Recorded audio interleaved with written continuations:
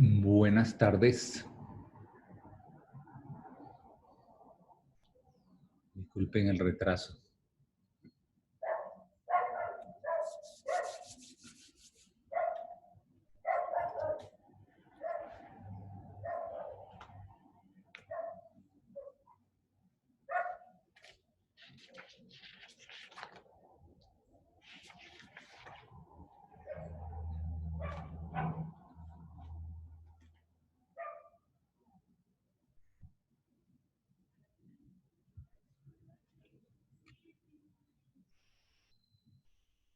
Vamos a esperar hasta las 12:15 fue que, digamos, anuncié la clase oficialmente.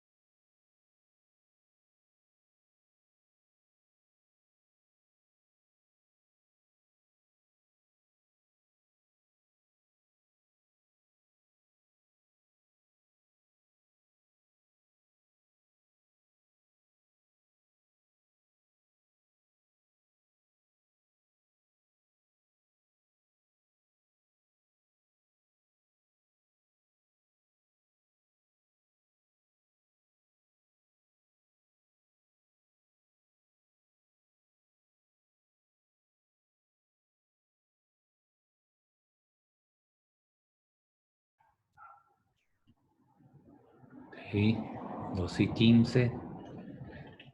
Santiago, ¿estás por ahí?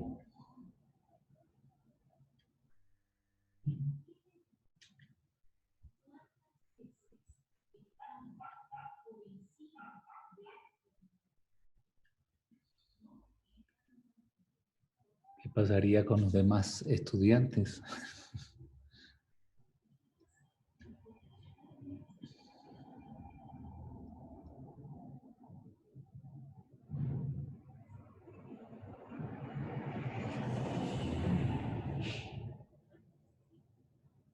¿Se cansaron por esta semana?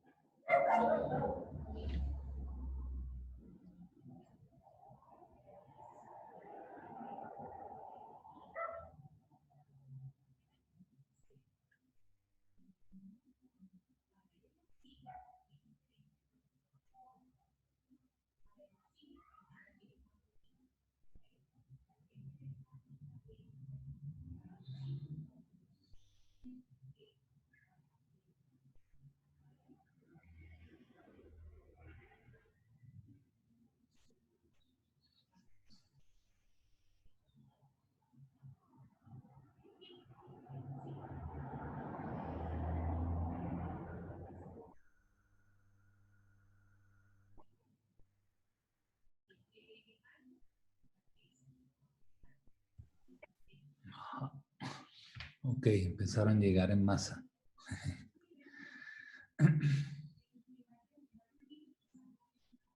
Muy bien, buenas tardes.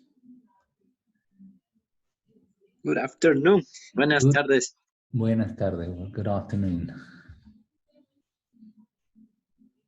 Disculpen el retraso, pero estamos fabricando nanopartículas en el laboratorio y Cenecit quería información. Estábamos haciendo un reporte corto.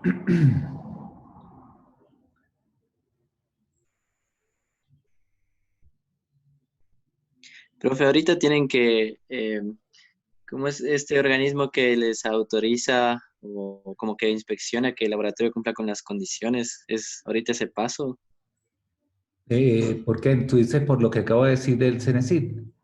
Eh, no, o sea, yo preguntaba por esto de lo que estaban haciendo estas nanopartículas. Bueno, por eso, pues, el informe que pidieron del Cenecit es por las nanopartículas. Lo que quieren hacer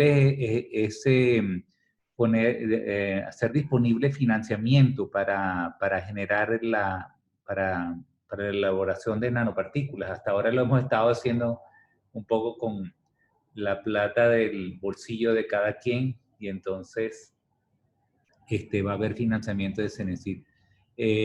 No, digamos, los problemas que han habido en las sesiones anteriores es que había un problema de seguridad por lo del coronavirus, era lo único que... Y entonces había que haber un acuerdo entre el rector y Yachay EP para que dejaran ingresar a los profesores y todo eso. Eso era lo único que se requería. Esa era tu pregunta. Sí, o sea, porque pensaba que hay un organismo, pero, o sea, porque veía cuando la puse también, no, la IKEA, la Universidad de IKEA me hacía o sea, le estaba haciendo en el laboratorio, así es, algo relacionado con esto del virus. Hay un organismo que ya no me acuerdo el nombre. Ah, ya entiendo lo que estás preguntando. Sí, pero esto, como nosotros nada más hacemos la parte de nanopartículas, no estamos lidiando directamente con el virus. Ah, Entonces, ya, ya, ya. los que manejan el virus directamente sí necesitan un laboratorio al menos con bioseguridad nivel 2, que cosa que no hemos implementado en Yachay todavía. A pesar de que tenemos un PCR, no tenemos, digamos, el nivel de seguridad para implementar eso. Entonces creo que la PUSE y la Universidad de San Francisco tienen bioseguridad nivel 2 y la PUSE está tratando de obtener la licencia o el permiso para acreditar un laboratorio bioseguridad nivel 3. Los laboratorios, por ejemplo, donde están haciendo esos análisis ahorita en Guayaquil, son bioseguridad nivel 2 todavía, así que sería conveniente que en el país tuviéramos al menos un laboratorio bio nivel 3 para tratar este tipo de problemas. Ujú. Bien, muy bien. Okay, so let's begin. We have a forum. Let's see the share.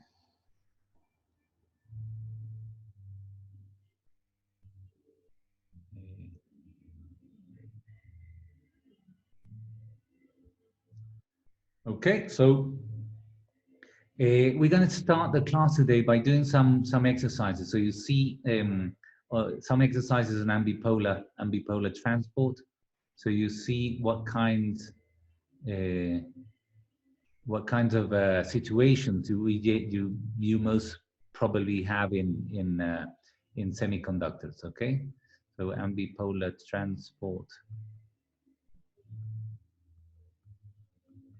exercise.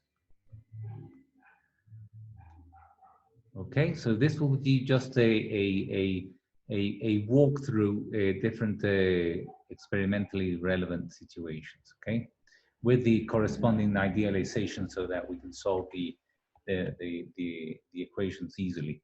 Okay, so remember that the two equations for ambipolar transport, depending on the type of semiconductors, were these two. So let me write them down and we'll describe them briefly. Okay, so P-type, okay, we have then as a majority carrier here, then we have the minority carrier diffusion constant as we derived last class. So we have a second spatial derivative, okay? Then we have the effect of the external electric field, which is the drift current contribution. Okay, then we have a generation rate, which we call G prime. And then we have a recombination rate also associated with minority carrier relaxation time, and then the time derivative. Okay, so this is the Newton's equations of motion for electrons inside a semiconductor. You see, it's a second order differential equation. Okay, so diffusion contribution, drift contribution, generation rate, which is the external, okay, external perturbation.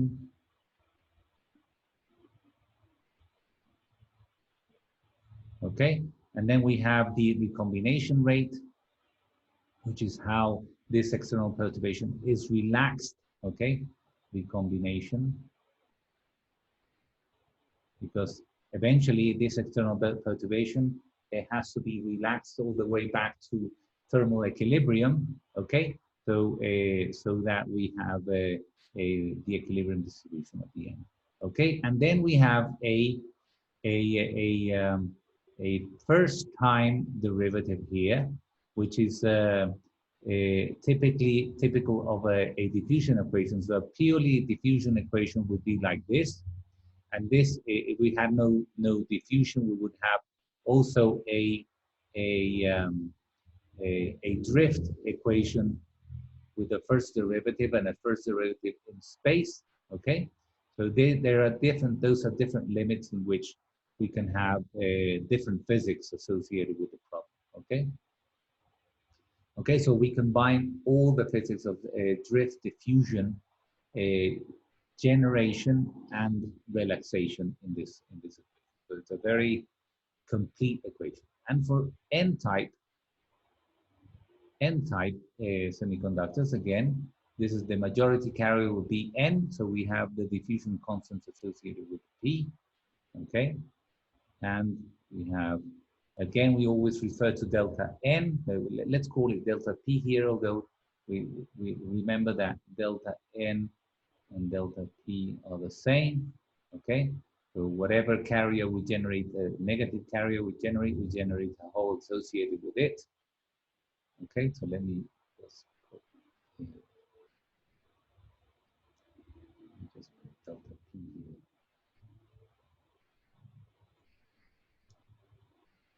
Okay, p second derivative minus, now we have this peculiar sign which I asked you to derive yesterday with the equations we set up, the external field effect. Okay, so we have delta p x plus, again, the generation rate, which is common between the two types of carriers, and then the relaxation rate of the positive carriers with the corresponding the time scale for that relaxation, and then we have delta p. Okay, so the equations have similar explanations here. The only change in sign is here due to the change in sign of the carriers. Okay, which matters for the drift component. Okay, of the, so for example, the diffusion component, independently of whether they're positive or negative carriers, they're going to diffuse according to the same gradient. Okay, so the electrons are going to move if their concentration is larger towards a smaller concentration region, and the same with holes. Okay, so this coefficient will be the same sign, but this is opposite sign because it depends on the response to an electric field, and they would have opposite responses. So this is essentially the physics behind this sign change here. Okay, so any questions about this? So we derived these equations yesterday in the previous session. Okay, so let's then analyze different situations that we have here, from the simplest to the most complex. Okay, so experiment number 1.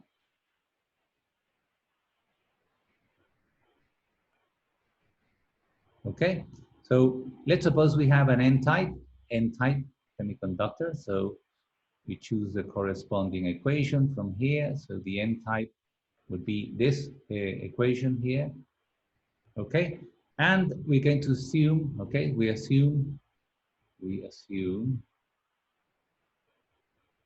E equals to 0, no drift contribution, okay?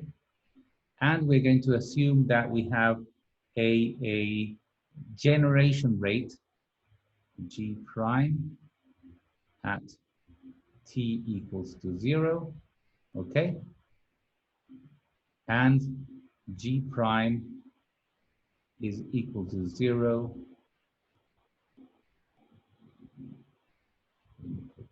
non-zero at t equals to 0, and then G prime equals to 0 at t greater than 0. Okay? So we zap the material as a whole, and this is applied uniformly. Okay, what does it mean? So we have we have the material here. Change colors here. Okay, so we have the material. Okay, and we, for example, let's suppose we radiate it uniformly, independently of the position. We radiate it with the radiation. Okay, at time equals to 0. So we zap the whole material. Okay, this is an n-type semiconductor. Okay, so what's going to happen? The n-type. So we have here. Let's suppose we draw the band diagram, and this is going to be the x direction. So we're going to have a bunch of carriers now, excess carriers being shot into the conduction band. Okay, so already we have lots of, this is an n-type, so we have lots of impurities here mostly, and less impurities here. Okay, and so we have already lots of negative charges up here, positive counterparts. Okay, so this is the n-type. And we're in the weak injection limit, or low injection limit. Low injection, so that my equations of motion are valid. These equations are only valid in the low injection limit. Let me just remind you, so this is low injection.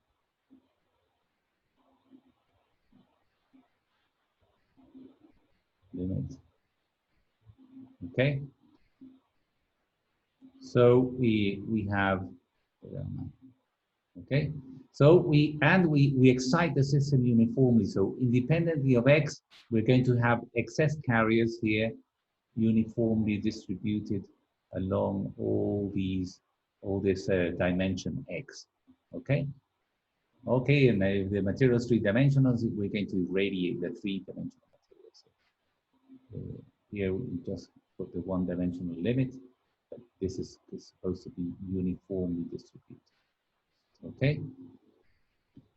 Okay, so what are the conditions applied to this case? So let's see what terms are going to be 0. So we have, for example, the drift term, which is mu p times E delta delta P delta X is going to be 0, just because we have a 0 electric field. And we also have the uniform and the uniform condition, so there are no gradients. And then we have also the second derivative, dp dx squared is going to be 0. So this reduces the equation. And we also have that g prime is equal to 0 for time greater than 0. So we zap the material, as I said, at time equals to 0, and then leave it alone to relax. Okay, so we generate all these carriers here, and then we let this system relax. So The only thing that's going to happen is governed by the remaining part of equation. Okay, it's going to be just that. Delta P dt is going to be minus, and we're going to have a recombination rate given by this relationship here. Okay? So this is only relaxation. And we have a time dependence there. After we zap it at t equals to 0, we have only relaxation or recombination. And recombination necessarily eliminates the excess carriers as a function of time. Okay, so this equation is very easily solved. There's only time dependence here, so we can substitute this by a total derivative. This will be just by separation of variables, dt over tau, okay? And this gives us a very simple solution, okay? So this will be delta p is equal to, as a function of time, will be delta p at 0, okay, times e to the minus t over tau. Okay, so this is a very simple case. So we just t equals to 0. So let's see the different limits of this. So as we get more sophisticated, then we will understand. So delta p equals to 0 is a certain constant, okay, at time equals to 0. So applying this limit to the equation, so time equals to 0, this is just 1, so delta p is equal to, okay, delta p of t of t at t equals to 0 is delta p, and that's given by the initial condition of the system. Okay, so for example, if you, as we mentioned yesterday, these relative, yes. Any questions? No. Okay. So remember that these relaxation times are very quick. Any questions? No. Okay. Okay. So we have, for example, example. If we have this concentration of impurities, of donor impurities, 10 to the 16 cubic centimeter, inverse cubic centimeters, and we have an initial concentration generated by the zapping of the material of 10 to the 14 to the inverse cubic centimeters at t equals to 0. Okay, so we just have to plug in this into the equation. Okay, we have the initial condition, and we would get this implies a relaxation. We have a relaxation rate of 50 nanoseconds. Okay, then we can parameterize fully the equation, so we know exactly how to calculate delta p 0 e to the minus t over. Okay, so we have this parameter, this initial condition, and we can calculate delta p as a function of t for any time we want. Okay, so for example, one emblematic example to just remind you of what the meaning of an exponential dependence is, for example, if we want the time, okay, the time for which the delta p of t, okay, is equal to the initial concentration, this fraction of the initial concentration, that is the initial concentration reduces by a factor epsilon of the number Neper number. Okay, this exponential, this E number. Okay, then you have to equate this to delta P 0 e to the minus t p, and then you have that e to the minus 1 is equal to e to the minus t over tau. So this implies that t is equal to tau p. Okay, so just remember this from Common Core intuition that when the signal is reduced by 1 over e of its value is exactly at time t. So you can draw here your concentration, okay, as a function of t, and you know this is an exponential dependence, okay? So the level, if this level is delta p0 at over e, this is going to be here your time, okay? So that's a way to characterize an exponential dependence, okay? Just to remind you of that intuitive result. Okay, any questions about this problem? Okay, very easy situation. Okay, other situations become a little more involved. Okay, let's suppose now we have this other situation. So experiment number 2.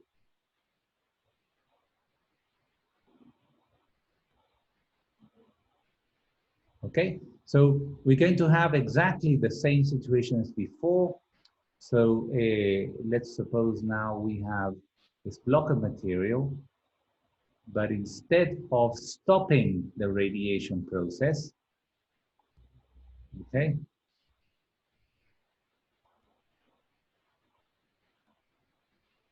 okay, so we have again uniform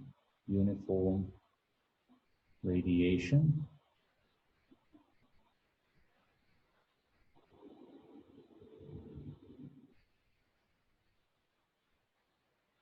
okay, so we have uniform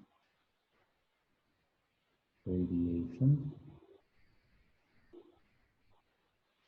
and so this is n-type again, okay, but G prime is different from 0 for t greater than equal to 0, okay, different from 0, t greater or equal to 0. So this is a steady state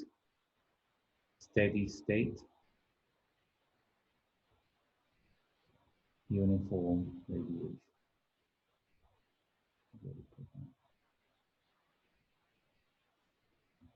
Okay. Okay, so what other term do we have to preserve this time? Okay, so again, we have no electric field, so this term here is going to 0.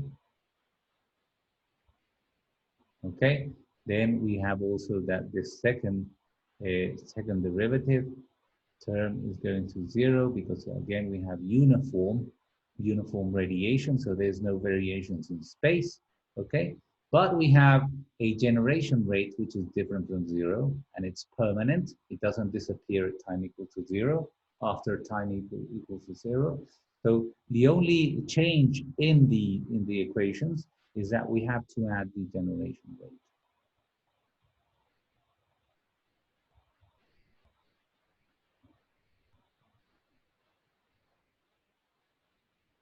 Okay, this will be useful for us. Again, this is I put the full derivative because this is the only dependence we have.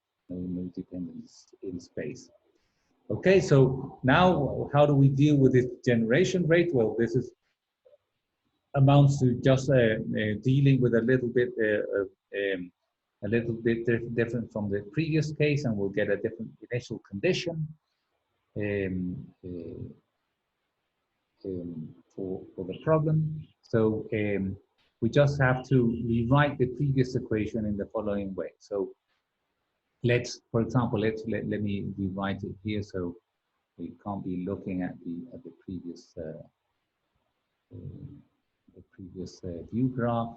So this is the equation we have, and the way to deal with it is that, okay, so we try to have, notice here that it's not directly separation of variables because we don't have only delta P on this side, but so we combine this in this following way. So we have G times tau P, okay, minus delta P over tau P, okay? And we rewrite it in the following way, so we can put it like this: delta P minus G prime tau P, okay?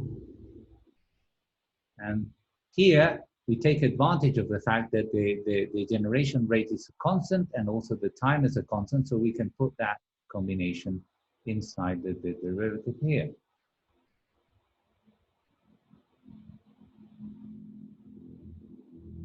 Okay, so now we have the perfect combination because we now have a separation of variables.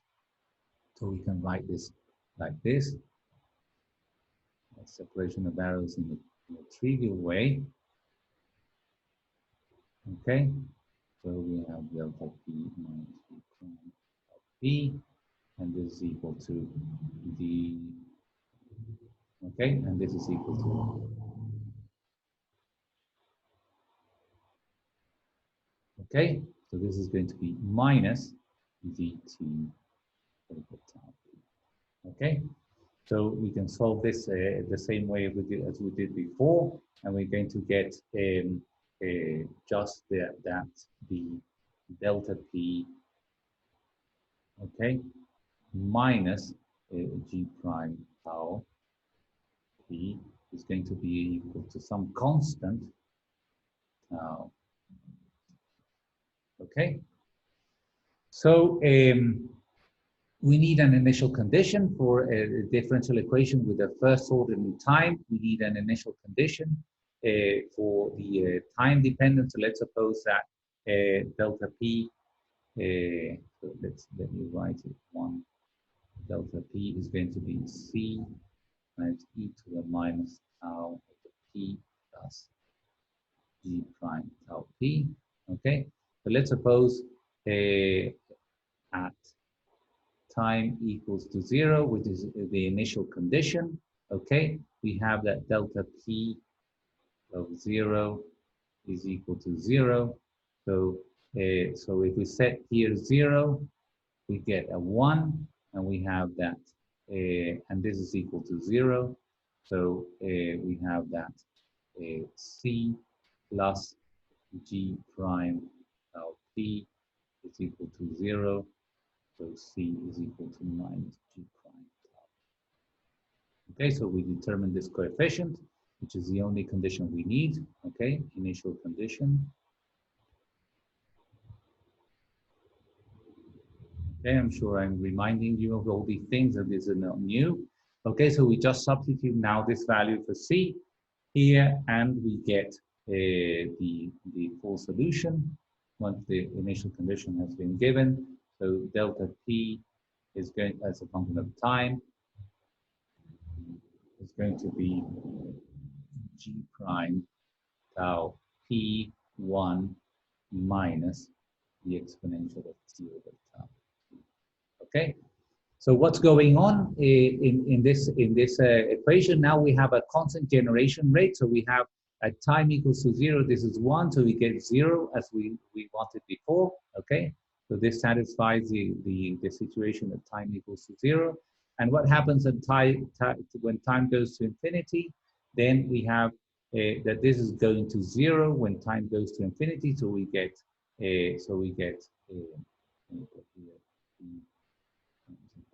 infinity, we get just a constant generation rate. Notice that this generation rate, okay, the generation rate is the number of charges or the density of charges, number of charges per unit volume, generated per unit time. So we multiply by this time constant. So this is number density of charges generated in time. Okay, so this is these limits you should always check when you finalize your the solution to a differential equation, if it's meeting the initial conditions. Okay, this meets the initial condition of delta p equals to 0 at time 0, and then the initial condition, the condition for time goes to infinity. So we have both extremes, and we know that all the physics in between with the equation.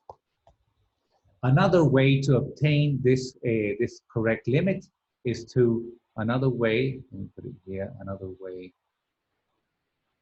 way to obtain. Okay, the t goes to infinity limit, or the stationary limit. Let me put it into parentheses. Stationary. Okay, is to set is to set the derivative of delta p dt equals to 0 in the equation. Okay, so this would be, remember, so we remember the equation we had at the beginning. If we set this one to 0, okay, we would have that. This implies that g prime minus delta p over tau p is equal to 0, and then we get precisely, okay, the steady state number density of positive excess carriers, okay, which is just g prime times. Okay, so this is another way to obtain this limit here, and you see the equation satisfies this properly here. Okay. Any questions about this? Okay, so I see that this is absolutely trivial for you. Okay, experiment number 3.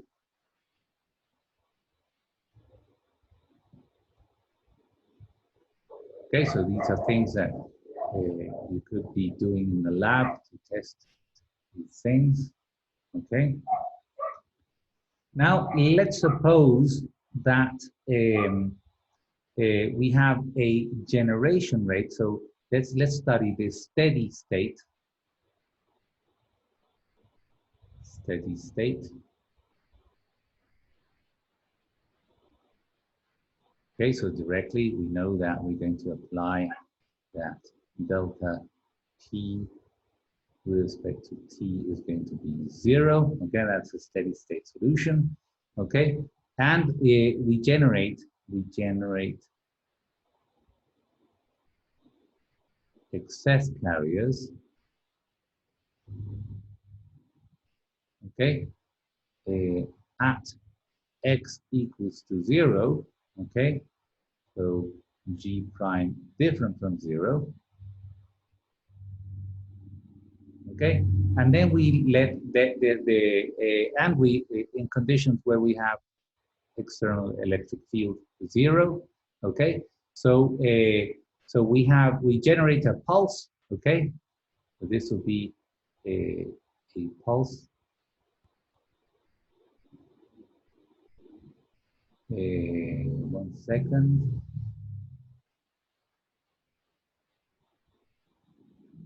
Okay, so we're continuously generating here excess carriers delta p, okay, and this will be at x equals to 0, and then we want to see, okay, this is the positive minus x, okay, positive and negative x's, and we want to see, so we're injecting carriers here continuously, and no, so okay, only at the center, so we generate only at the center. Okay, and we want to know the solutions here.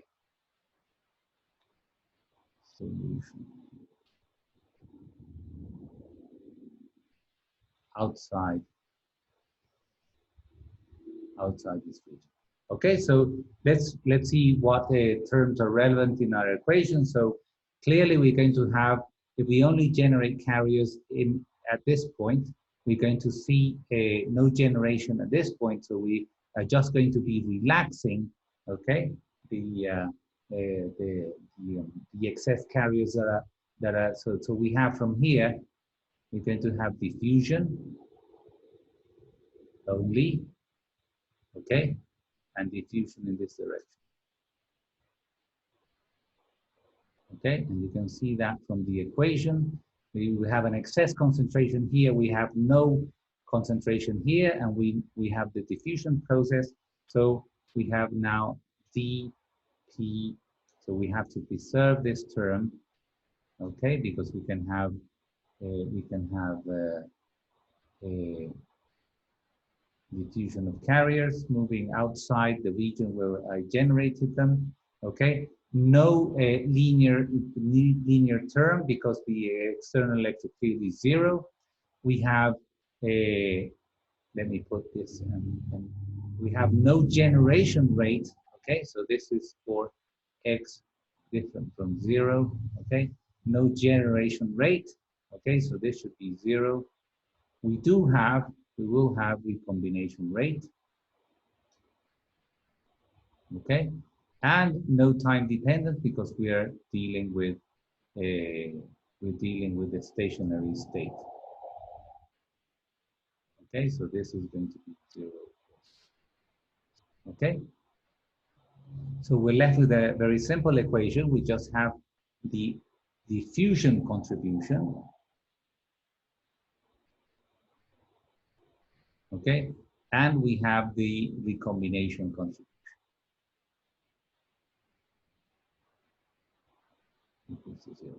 Okay, so this is another limiting equation we could obtain. And here it's interesting that we obtain a new length scale, which is the only length scale we're going to have. So let's rewrite that equation here. So notice that if I move now the diffusion constant, okay, to the other side of the equation, we have this negative sign. Here, when we pass it to the other side, we have a positive sign, okay? And we have just a relaxation. Now, this relaxation involves the time and the diffusion coefficient. Okay, so notice that the numerator has the same dimensions on both sides, okay? While the denominator has inverse square, the square distance dimensions here. So this we can define as this should have a characteristic length scale. So let's call them the length scale for the positive minority carriers. And this is going to be the square root of the diffusion constant times the relaxation time. Okay, so this is called the diffusion length. Okay, very nice. And this is sort of the typical time. So the distance a carrier moves, okay? Let me put it here. Distance, LP is the distance a carrier moves, okay, in a time.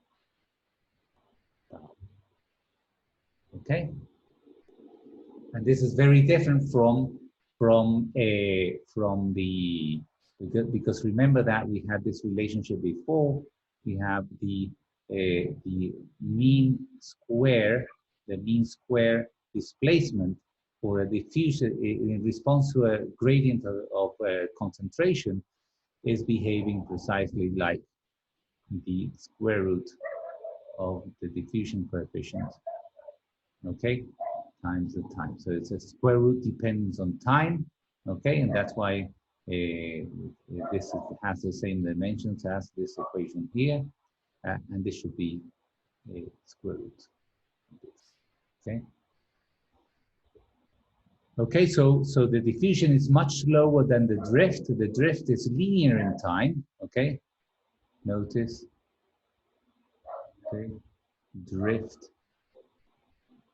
is linear in time.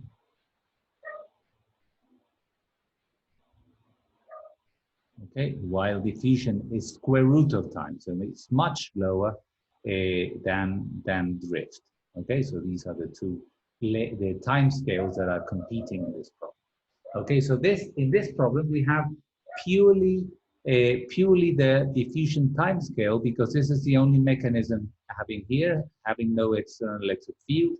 The carriers cannot move in a drift way in the using drift, okay, but can only move using diffusion. That's why this problem is dominated by the diffusion length scale.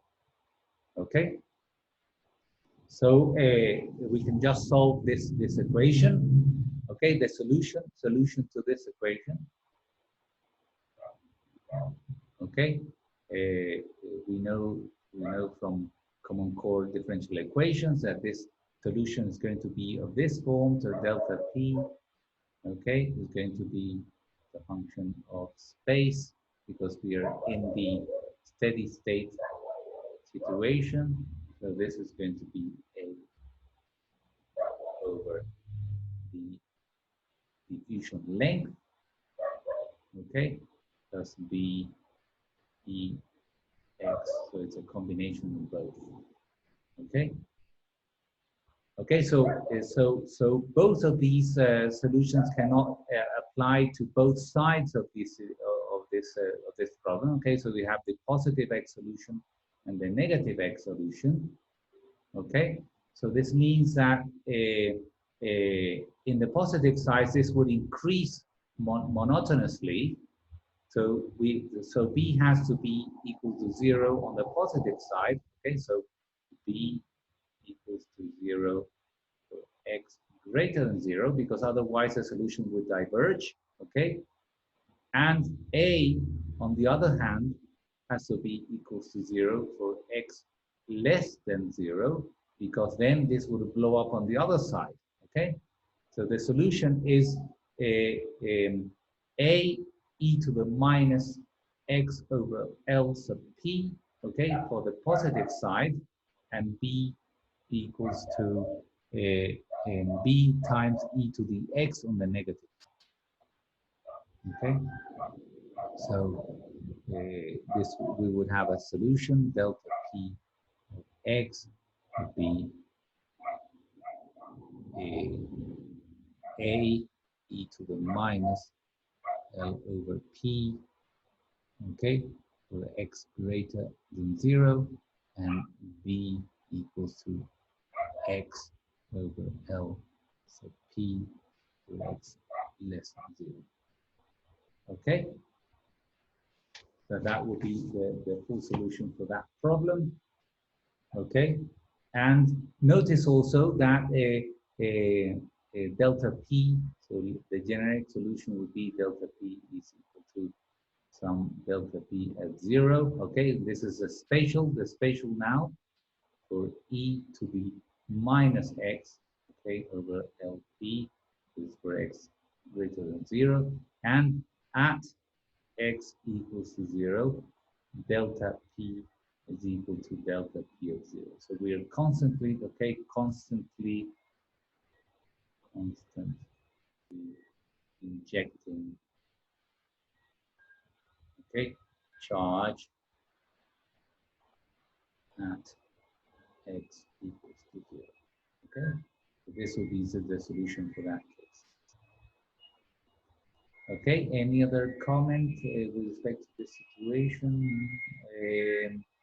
Yeah, there's one maybe one better way to set up the math associated with this situation is and this is I leave as homework, is to write the equation so that you have the diffusion, okay, analyze okay? And this is for extra credit for your for homework number 3 now, okay? So we have the second derivative, okay? And then we can have a generation rate, okay, which has a delta associated with it, okay? And then we have a, a, a, a decay rate, okay? We use delta P, delta P over tau, okay? Is equal to zero, okay? So if you now remember some problem in differential equations you've done with the delta, you can see that remember that this solution is going to be something like this. Okay, so we have exponential decay to the left and the exponential decay to the right. Okay, so this will be delta p, this will be x. Okay, so exponential here, and using this situation here, you can determine the discontinuity in the derivative because you know this is a peak here, so there will be a discontinuity in the first derivative, okay, in dx, okay, delta p at x equals to 0. So calculate what that discontinuity is going to be um, at x equals to 0. Okay, so I can tell you the answer to that. It's going to be the dn times the discontinuity in the derivative. Okay, delta p x is going to be equal to minus g. So that means that delta, I, I know that you have addressed, for example, this problem in the context of quantum mechanics, which is where you can do it very easily. Okay, so this is going to be the discontinuity. So derive this relation. Okay. Sure. Any questions about that? Teacher, Yes. in the previous result, in the previous slide, Yes. The the letter B is also equal to delta P at 0, right? I mean, we can express that. Right, yeah. So DNA, so they both will be this value at x equals to 0 because they coincide. Okay. So this will be we could put this equals to 0 and equals to 0. So they both coincide because x is equal to 0 at that point. Okay. Okay. Yes. Okay. Very good. Okay, so this is the second example, the third example. Okay, and there only remains one additional experiment. Okay, that we addressed it at the very beginning of the trying to solve these differential equations. Okay, and now we're going to have a the following situation. Okay, so so we inject excess carriers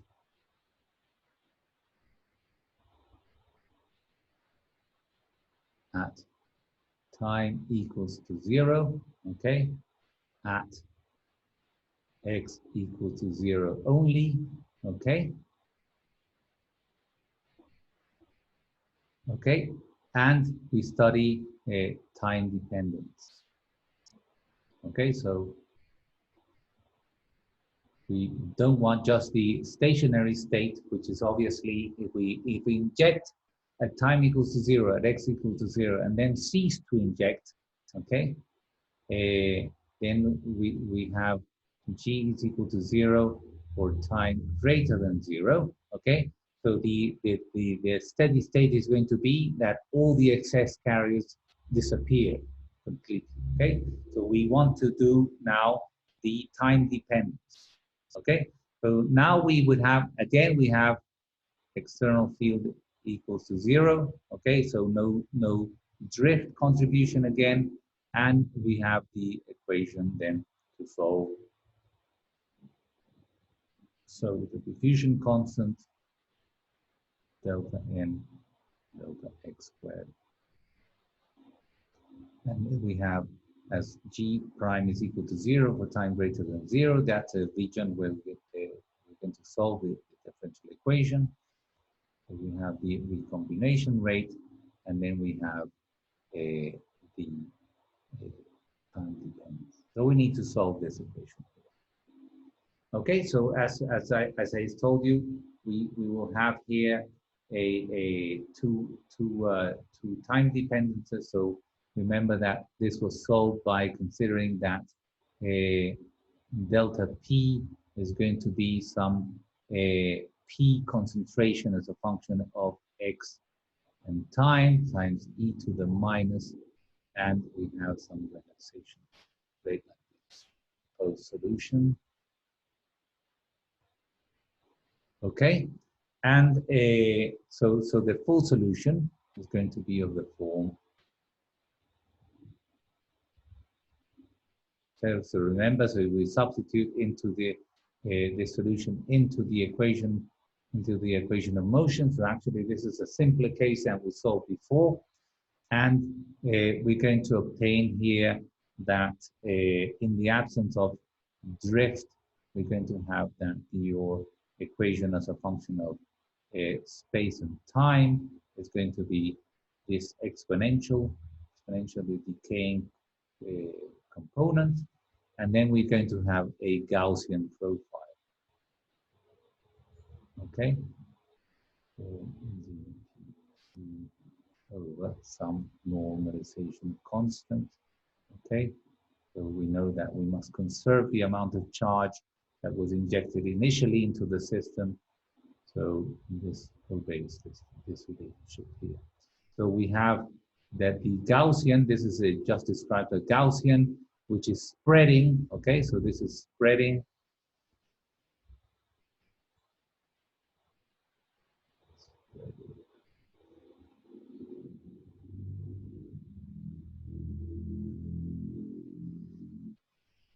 Okay, as a function of time, okay, like this. Remember that sigma squared was equal to 2dpt. So it's spreading linearly in time, the sigma squared. So as you know, the sigma is proportional to the length squared, because this is the dimension we have here in the exponential. So we have that this is spreading like the square root of the time, okay? And then we also have this prefactor that's telling me that the amplitude, what's going on is that we have a Gaussian like this, okay? So this height is reducing like the square 1 over the square root of 4 pi dpt, okay? And this is also spreading like this, like to the, okay? Like the square root of that, okay? Because this is sigma. Okay, so the sigma will be the width at half height of the Gaussian. You can prove it using this relation. And then this is also multiplied by an superposed decay, which is an exponential decay with this characteristic time. Okay, so we have two characteristic times in the problem, one associated with the diffusion constant, and one associated with the recombination rate. Okay, so let me just point them out so that those two lengths time scales should appear. two time scales. Okay, one associated with the diffusion constant. Okay, so dT, and the other one associated with tau. Okay, very good. Okay, so this would be the full solution in that case. Uh, so this is non-steady state. Of course, the steady state solution would be that time goes to infinity limit. So the time goes to infinity limit would flatten out completely the Gaussian, and this goes to infinity will render the amplitude zero. So obviously the time goes to infinity solution, okay, would be that delta p is equal to x in time would be equal to zero. Okay, so those are the most generic situations we're going to have. Okay, of course, if we didn't consider the e equals to zero, it's different from zero case. Okay, so we have ignored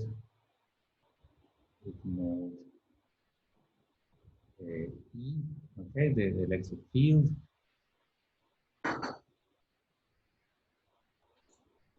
Okay, but this just adds, okay, the solution in that case just adds a drift part to the solution, and let me recall what the how this situation changes. Okay, so if we add a drift, okay, drift to the problem, okay, to the previous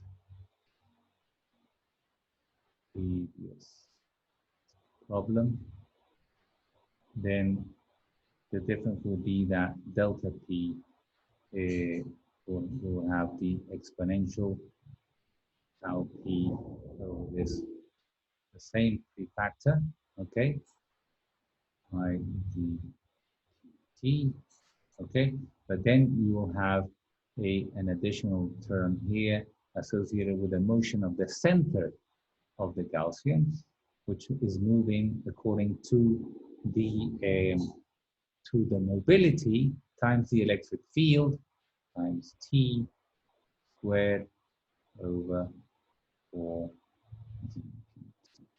Okay, so this is the drift contribution. Okay, so besides just decaying at a fixed position, then we would have that the whole Gaussian is moving. Okay, is moving as a function of time. Okay.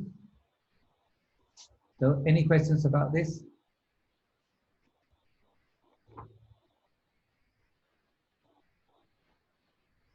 Okay, so I think we're ready for homework number 3, which I will post soon in the Moodle platform. Okay, I heard someone making a move for a question.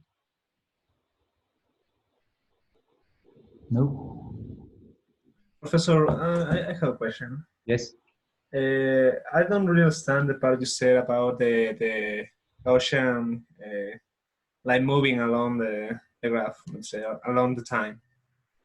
I don't really understand the part. So what would happen, right? Remember that so at time t equals to 0,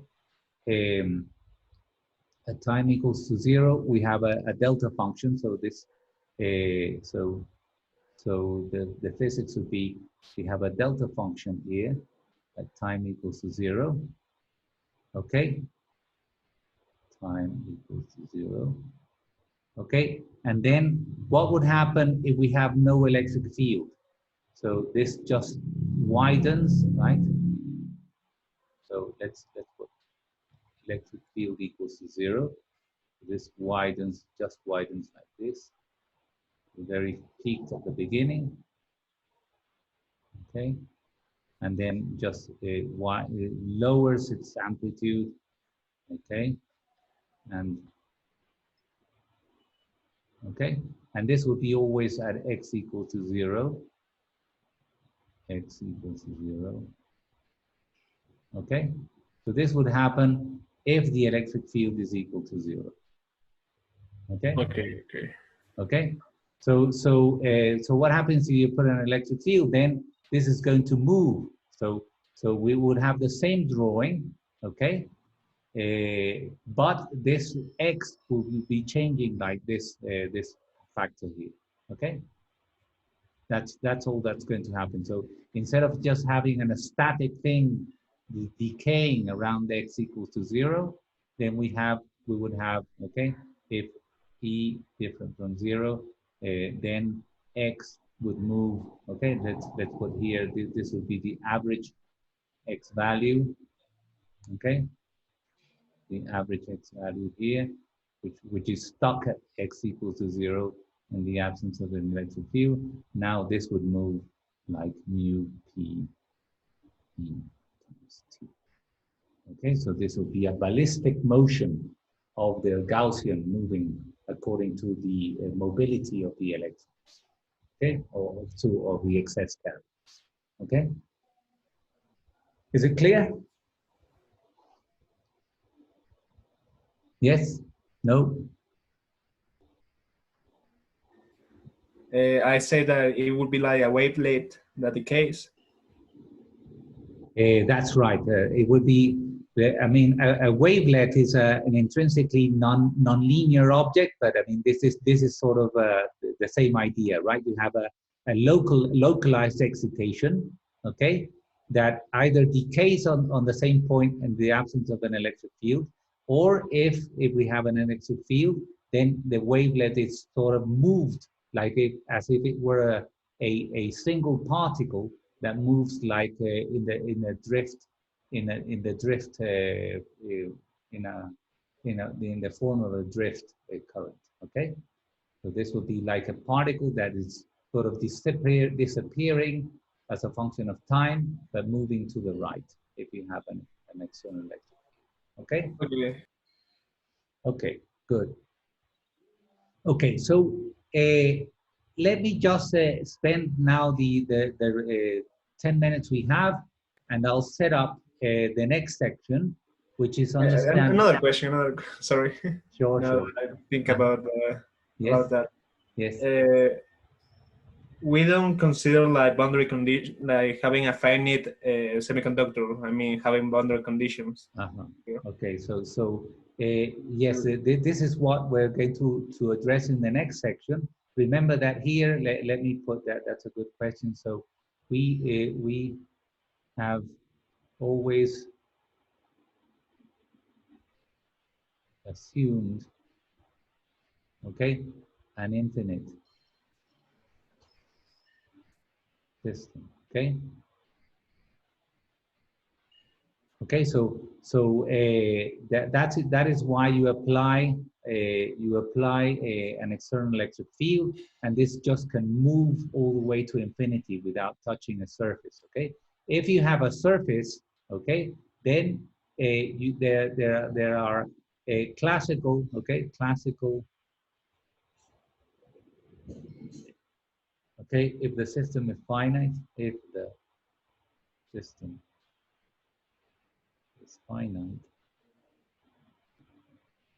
then we have classical and quantum mechanical considerations.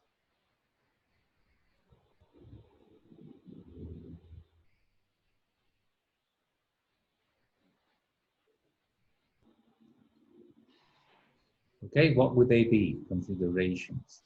Okay, so really what we have inside a solid is that we have really block electrons moving around. So when we talk about having a Gaussian distribution, okay, Gaussian distribution of charge,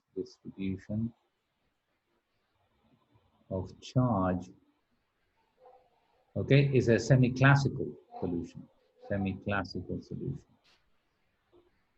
And you saw this in solid state 1, okay? So this is actually the electrons, the electron density, charge density behaves like a particle which has this Gaussian profile, okay? But when it reaches the edges, okay, we have to take into account that its quantum mechanical nature, okay? So we're going to have and of course this is included in the quantum mechanical description that we're going to have to satisfy these boundary conditions, right? So we're going to have quantization due to the boundaries, quantization. Okay, but this is automatically in our description of solid state one. This is automatically including what is called the Born von Karman conditions. Okay, so remember that this is exactly why the K vectors inside the semiconductor or the block of material obey this quantization condition, right? Where this is going to be the size of the system, okay? Okay, so, and in 3 dimensions, of course, this is going to be the volume of the system, okay? Okay, so but in a particular direction, we will have this condition. So the consequences of the edges are going to be the quantization of the possible K vectors of this wave packet moving around in the system. Okay, and there are going to be other consequences of this. So I see that you basically we're going to run out of time. If you have edges,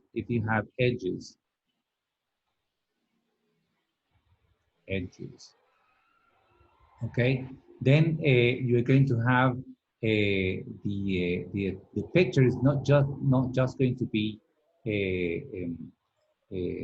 the regular picture we've used. Again, this is a picture that's only valid for infinite semiconductors. And that's why we're going to address partially what goes on at an interface when we see the p-n junction. Okay, but remember that the impurity levels, when we started to introduce impurities, we had levels in between the gap, right, inside the gap. This was the donor levels and the acceptor levels. Okay. Also, okay. Also, when we have edges, okay, what's going to happen? And this is takes a little more time to prove, but we're going to have a similar picture. We're going to have states that are here. Okay.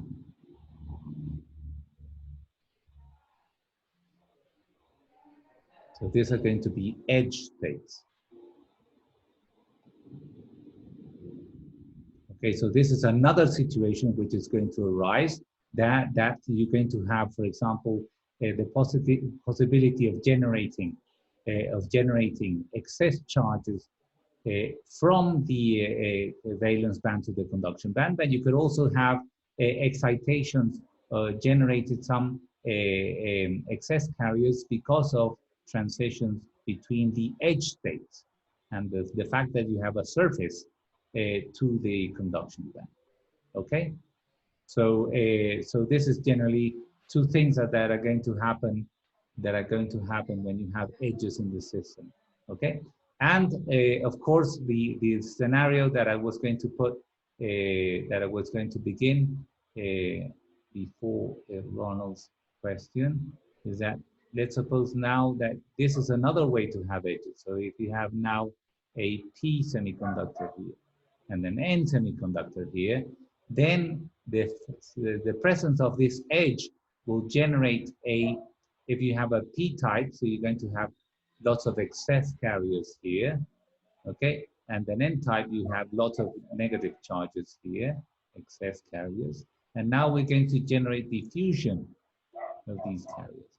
So what kind of an electromagnetic situation I have depends now on these equations that we have set up before, okay? And this is only due to the fact that I have the presence of an edge or a finite semiconductor. Okay? Does this answer your question? Yes. Okay. Thank you.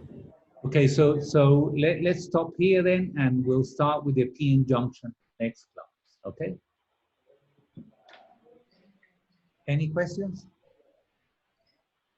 Well, I have to apologize. I know that everybody turned in problem set number 1. I was waiting for one student that remained that was promised me the turning over the problem set.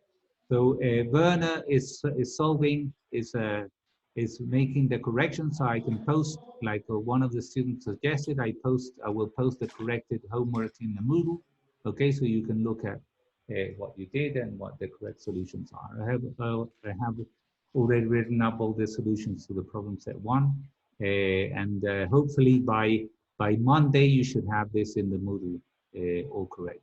Okay.